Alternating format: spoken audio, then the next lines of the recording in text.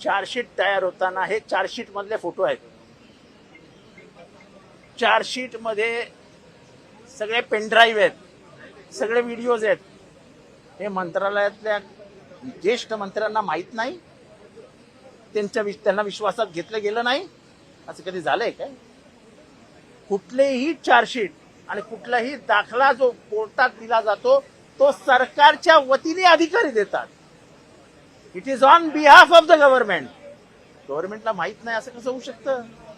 आणि मग एवढ्या निर्दयी हत्येचे फोटो हातात असताना तुम्ही त्यांच्याबरोबर कॅबिनेटमध्ये चहा, वडे, समोसे, खिचडी हे सगळं खाता?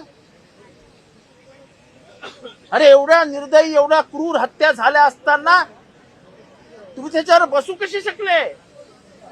तुम्ही महाराष्ट्राची द्रोह केलाय. महाराष्ट्रापासून हे फोटो लपवून ठेवले आणि आता जेव्हा तुमच्या लक्षात आलं की हे फोटो आपल्या अंगावर येणार तेव्हा राजीनामा झाला. आणि त्या राजीनामाचं गांभीर्य तुम्ही किती प्रयत्न केला तरी आता हा चिकटलेला डाग निघू शकत नाही. जो बुंद से गई वो हौद से नहीं आएगी.